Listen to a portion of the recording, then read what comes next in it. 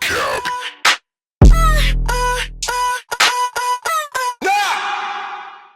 Mason London is an incredible animator. Definitely follow him. He's super dope. This is the ad we did.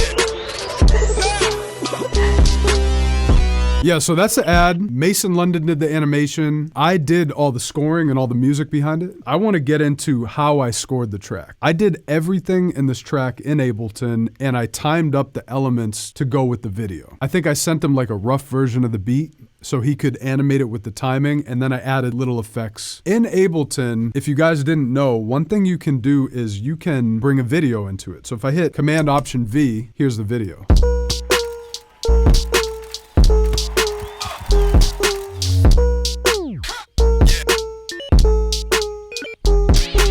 Me and Mason London basically went back and forth just to get it just right. I remember when I made this beat, I didn't quantize the drums. I just played it out on the keyboard and then captured it.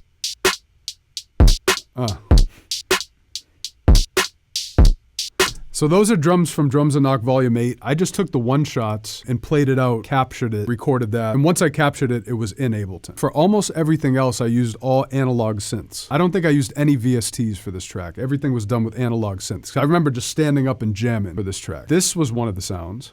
Okay, that was the 808. So that's how I made the 808. I made it from scratch on the Behringer Model D and then just recorded it in as audio.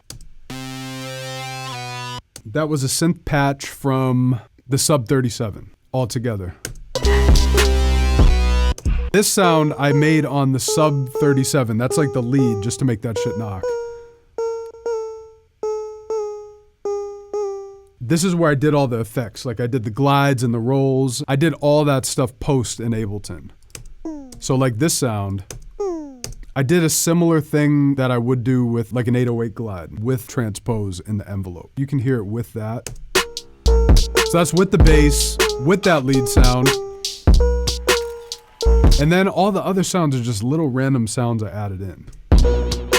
That was from the Sub 37. I mean, most of the stuff in this beat was all analog. Like I said, the drums are from Drums and Knock Volume 8. Drums and Knock Volume 8 was processed through the SSL duality board. That's why this beat has a different sound. It has this whole analog sound because everything from the drums to the synths were all processed analog. So it just gives it a different tone. Like that was a random little sound from the Sub 37 that I got. Another little sound from the Sub 37. Those little random pieces that just fit in the pocket. You might not even notice it until I play it. You know? So you can hear that little bass roll. And then I'm gonna play the video too, just so you can see what's happening when I'm doing that stuff. This is where it gets trippy.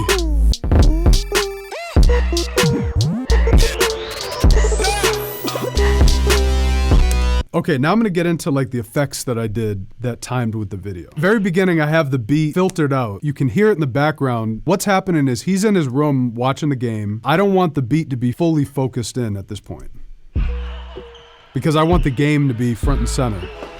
And then the train goes by, there's a train sound. Then he lifts up the box, opens it, and that's when you get the special effect, and you get, obviously, because that shit is knock. So I'll show you guys how I did that in Ableton. First thing is I put a sound effect of basketball players.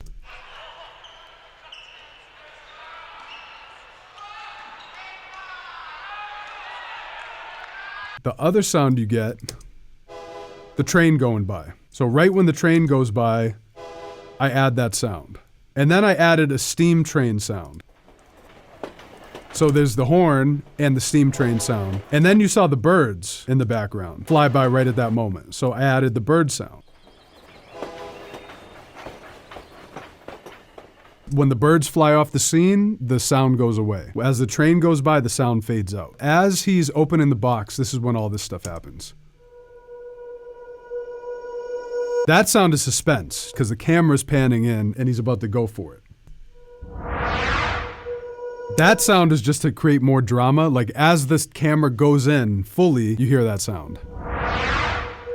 So I'm gonna take that sound out so you can just hear that. That's just to give it the drama. Next sound, a shell sample from Drums That Knock Volume 8.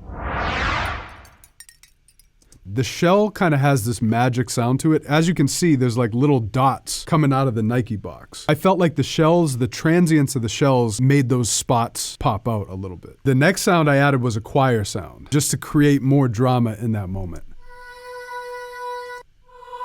So the two choir sounds together. So then I'll show you that whole part together. You can kind of see what all those pieces added up to.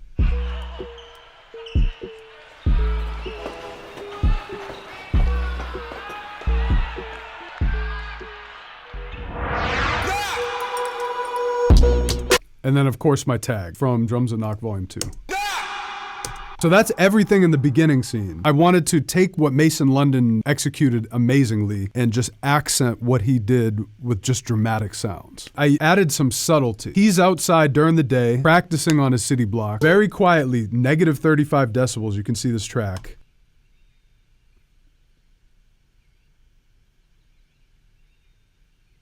Added some nature sounds. Then I added the motorbike sound. Very subtle, together.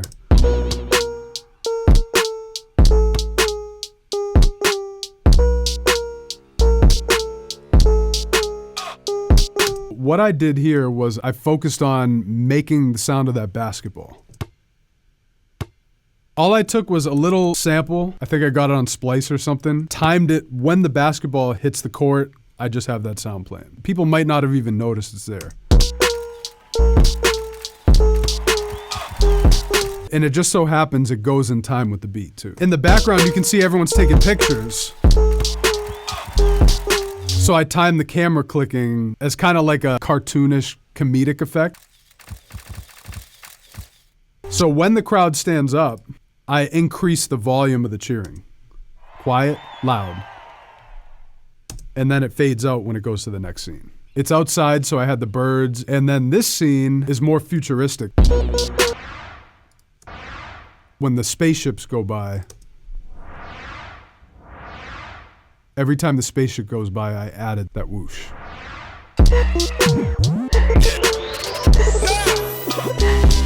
So from a production standpoint, when that scene hit, I wanted to just go crazy with the beat. So that's where I added all the little effects. Because it's so futuristic, I wanted to really give it that future knock sound. And you hear my vocal chops and all that too. Another thing I did during this scene is I created a white noise sweep with a kickstart on it to give it the sidechain pumping effect. And then just like a little string sound for more drama.